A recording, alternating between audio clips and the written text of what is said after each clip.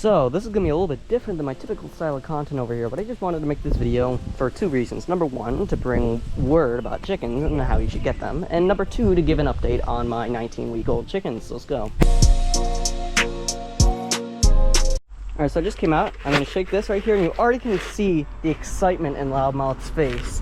So I'm gonna open up the fence for Loudmouth, obviously, so she can get back in, because she knows that I only feed the chickens that are in here. They try to get Kit Kat out from over there. Oh well, Kit Kat only listens when Falcon calls over, so there you go, chickens. And if anybody wants to get those later, you can. So while we're watching them eat up some of these really cool goldfish, I figured I'd talk a little bit about chickens and why they're really underrated. So you want to know how much fun I have when I'm feeding my chickens? Yeah, it's a whole lot. So basically, they're very low maintenance animals, as you probably already know. They don't require too much work. Like, yeah, they do require definitely a little bit of work, but not like a whole lot of work. Like, yeah, they definitely are not, to say the least, definitely do require some maintenance. So I already talked about that a little bit. Also, chickens really are soothing. If you're wondering, I can pet some of these chickens, man. Some of these chickens are some of the most friendliest and caring chickens. And some of them are the most utter moronic chickens. Specifically this rooster. I'd say my experience with chickens is overwhelmingly positive. My experience with roosters is decent. Like, yeah, Waldo was really good rooster. Falcon, absolutely garbage rooster. And Snow White was an entire landfill. So, yeah.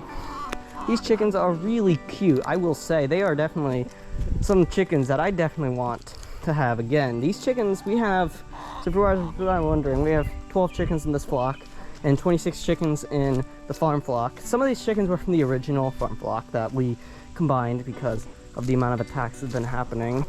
So I figured I'd introduce you to the chickens over here real quick. So the ISA Brown, who is unofficially named T-Rexa, right over there. That's my ISA Brown. Kit Kat is right there. She's an Easter egger. That's Abs.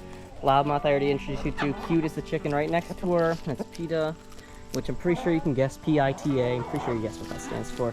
That's Falcon. Summer's right behind her, the black and white one. And Gold is right there. That's another unofficial name. Rogue is right there.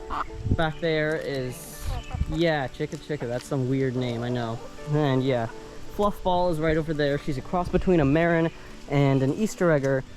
Keep in mind, Easter egger hen and Marin rooster is how you can get a chicken like Fluffball. She's an olive egger. And she's about a year old, so she's laying these eggs consistently and very well. Alright, so now we're going over to those chickens over there that are just about 20 weeks old at this point. I made a massive calculating error when I said they were like 12 weeks old, like a long time ago, like a couple weeks ago. Yeah, I miscalculate a whole lot. So basically, these chickens are, I'd say, around the age of laying. Most chickens start laying eggs around like 20 to 26 weeks, so maybe in like a week or two is when we're gonna get these eggs. Now they're just starting to get used to the new life outside because they lived in a meat chicken run because we didn't want them in here because of how small they were compared to the holes. And you can see I've gotten used to feeding them goldfish, and they know exactly what's coming for them whenever they hear the sound.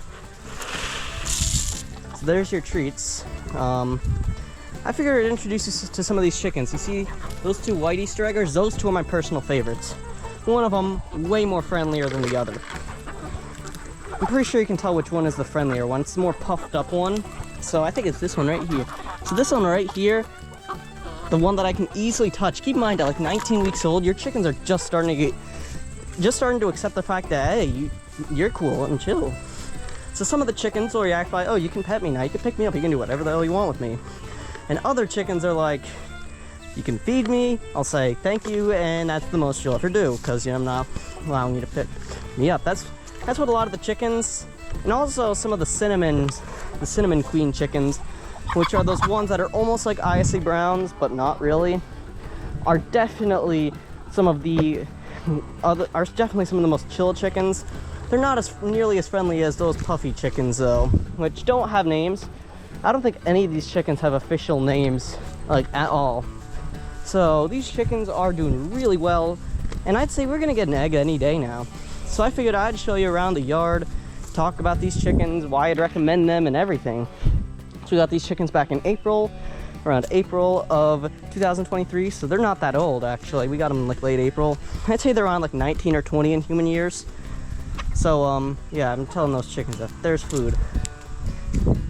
You can see nobody's in here, which is good. You might saw the short I put out a couple days ago where I said that there were some chickens sleeping in the nesting box, and while the roosting bars were there, don't you worry, everybody's gotten used to the roosting bars. Now, if you're wondering about roosters, we're picking up a Barred Rock rooster, hopefully in like 2 to 4 weeks. But we want to have them laying eggs first, so that way the rooster, who is probably a little bit older than the chickens, can quote unquote adapt to them. Barred Rock roosters are well known to be really tame, really friendly, really just good roosters in general. So that's why we chose out the Barred Rock. Keep in mind, these are full-grown roosters we're about to get. And also, I figured I'd shamelessly announce that we're getting 20 more chickens soon. So we're gonna have 47 chickens in this flock. We're getting 20 new chickens, 8 Easter eggers, 6 green queens, and 6 golden buffs. I originally said we were gonna get 6 well summers, but unfortunately they're not okay. They're not in the hatchery at the moment. So we're gonna have to wait till spring to pick up our well summers, which I'd probably get like 10 to 15 of them.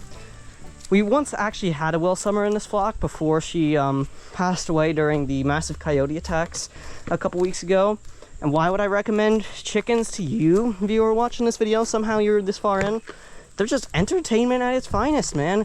So basically, it's the entertainment that pays you in eggs. Now on to the most asked question of the video. Why are chickens so underrated?